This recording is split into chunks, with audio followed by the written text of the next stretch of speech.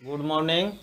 आज मैं कक्षा 6 के 3.3 जो HCF बताने जा रहा हूँ। महत्तम समापवर्तक HCF का मतलब होता है हाईएस्ट कॉमन फैक्टर। पहले तो हम लोग जानेंगे कि महत्तम समापवर्तक क्या है। दो या दो से अधिक दी हुई संख्याओं के सार्वगुणनखंडों में से सबसे बड़ा सार्वगुणनखंड को दी हुई संख्याओं का महत्तम समापवर्तक कहते हैं। यानी कि सभी गुणनखंडों में सबसे बड़ी संख्या महत्तम समापवर्तक होगी।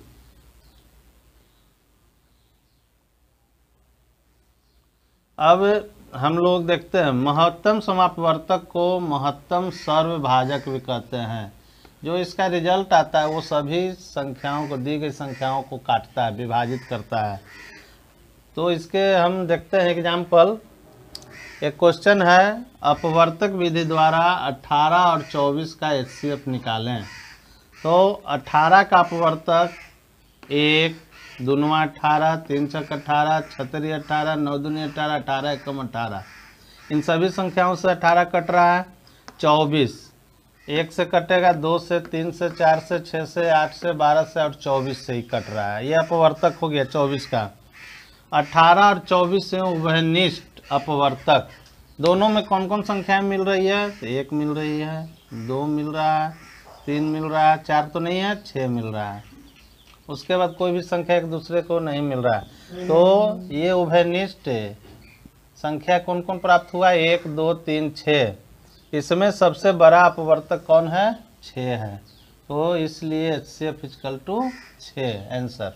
यानी कि 18 और 24 का HCF कितना आया? 6। इस प्रकार दो या दो से अधिक संख्याओं का महत्तम समापवर्तक उन संख्याओं का महत्तम उभयनिष्ठ अपवर्तक होता है। उभयनिष्ठ अपवर्तक आया आंसर। अब दूसरा क्वेश्चन देखते हैं। 24, 32 और 36 का महत्तम समापवर्तक अभाज्य गुणनखंड द्वारा ज्ञात करें। तो अभाज्य गुणनखंड द्वारा 24 का अभाज्य गुणनखंड होता है, देख लीजिए आप लोग निकाले हैं। 2 12 दूनी 24, 2 छक 12, 2 तिहाई 6 और 3 एकम 3। उसके बाद 2 का 32 से 16 दूनी 32, 8 दूनी 16, 4 दूनी 8, 2 दूनी, यानी कि 2 से 1 कटते चल गया। 36 का 2 18 दूनी 36, 2 9 18, 3 तिहाई 9, 3 एकम 3। यहाँ देख लेते हैं 24 का अभाज्य गुणनखंड 2 दूनी 4, दूनी 8 तिहाई 24, यानी 2 के पावर 3, 3 बार आया गुने 3। और 32 का 5 बार 2 से मल्टीप्लाई करेंगे, 2 पर पावर 5।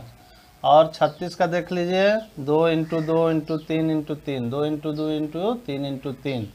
तो 2 के पावर 3 × 3। अब इसमें देखते हैं कॉमन कौन है। सभी में जो संख्या है तो सभी में 2 आया, और सबसे कम कौन है? पावर 2। तो उसको उठा लेते हैं और वो हमारा आंसर हो जाएगा। यानी 2 पर पावर 2 सबसे छोटी संख्या है जो तीनों में है। 2 तीनों में है तो सबसे छोटा पावर में कौन है? 2 पर पावर 2, यानी कि 4 हमारा HCF आया। यानी कि 24, 32 और 36 का महत्तम समापवर्तक 4 जो सार्वभाजक है, यानी सभी को 4 काटता है। उसी प्रकार एक और ले लेते हैं 8 और 15 का। 8 और 15 का अभाज्य गुणनखंड द्वारा हम देख लेते हैं। तो 1 × 2, 2 दूनी 4, दूनी 8।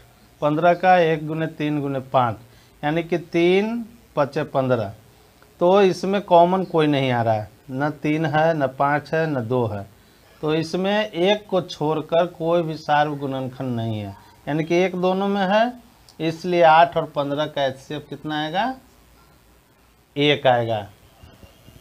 तीसरा देखते हैं, आगे बढ़ते हैं हम लोग, और तीसरा देखते हैं कि 12 और 32 का भाग विधि द्वारा HCF निकालें। तो भाग विधि द्वारा बड़ी संख्या में छोटी संख्या से भाग देंगे।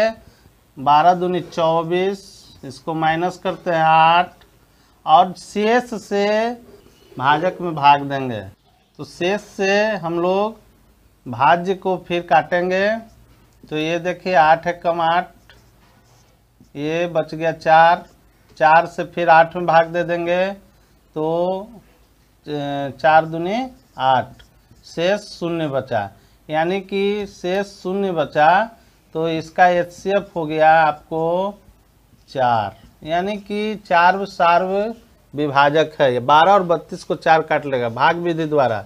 इसी तरह हम और देखते हैं 8, 15, 20 का HCF भाग विधि द्वारा निकालें।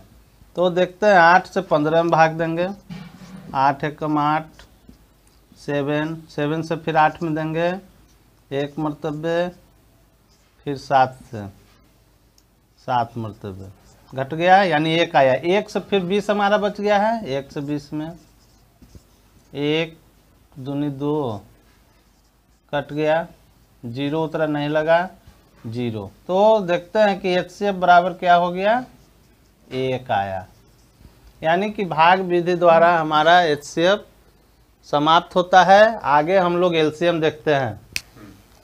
अब हम लोग आगे बढ़ते हैं LCM की ओर। लघुत्तम समापवर्त। LCM का अर्थ होता है लोएस्ट कॉमन फैक्टर, सबसे छोटी संख्या। 2 या 2 से अधिक संख्याओं का लघुत्तम समापवर्त वह छोटी से छोटी संख्या है जो दी हुई प्रत्येक संख्या का गुणज होता है। आगे बढ़ते हैं, इसको विधि देखते हैं। अपवर्त विधि द्वारा 12 और 9 का LCM ज्ञात करें। तो 12 का अपवर्त्य 12 दूनी 24, 12 3 36, 12 44, 12 5 60, 12 चक 72, 12 7 84, 12 8 96। 9 का 9 दूनी 18, 9 3 27, 9 चौको 36, 9 45, 9 6 54, 9 7 63, 9 8 52, 9 81। इस तरह से अपवर्त है। तो इसमें कौन कौन कॉमन है, तो इसमें देखते हैं 9 नहीं है, 18 नहीं है, 24 नहीं है, 36 है, 36 कॉमन हो गया। उसके बाद और बढ़िए 45 54 नहीं है, 72 कॉमन हो रहा है। तो 12 और 9 का सम अपवर्त यानी कि सार्वगुणज 36 और 72 आता है।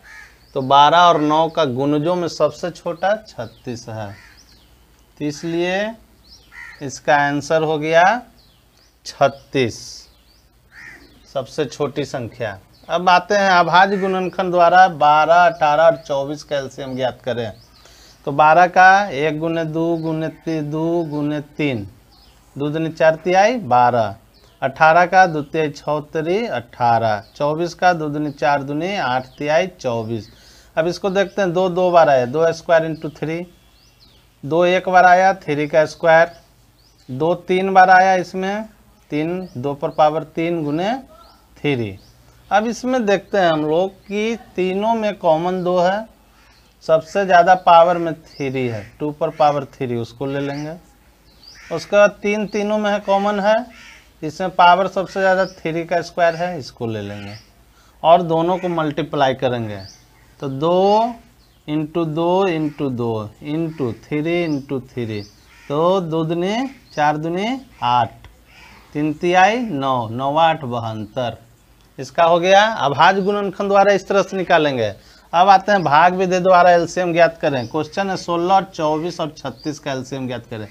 इसमें हम देखेंगे कि कम से कम 2 संख्या एक ही संख्या से कटे भाग देते हुए। तो हम लोग इसको देखते हैं कि 2 से कटेगा कि नहीं, फिर 3 से बढ़ेंगे, 4 से बढ़ेंगे, लोएस्ट से बढ़ेंगे आगे की ओर। तो देखते हैं कि 2 से कम संख्या कटता है। हम विभाज्यता के नियम में बताए थे कि जिस संख्या के अंत में 2 4 6 8 0 होगा वो 2 से कटेगा। तो यहाँ 2 से कट रहा है, 2 8 16, 12 दूनी 24, 18 दूनी 36।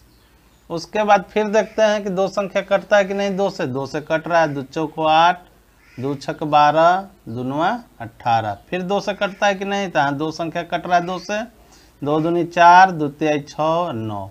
अब 2 से 2 संख्या नहीं कट रहा है, 1 केवल कट रहा है, इसलिए 3 से ट्राई करेंगे। 3 से दोनों कट रहा है, तो 2 के 2 उतर गया, 3 एकम 3, 3 तिहाई 9। अब कोई भी संख्या किसी से नहीं कट रहा है, तो LCM इक्वल टू मल्टीप्लाई कर देंगे, 2 into 2 into 2 into 3 into 2 into 3, 2 दूने 4 दूनी 8 तिहाई 24 दूनी 48, 48 तिहाई 8 तिहाई 24, 4 तिहाई 12 14, 144।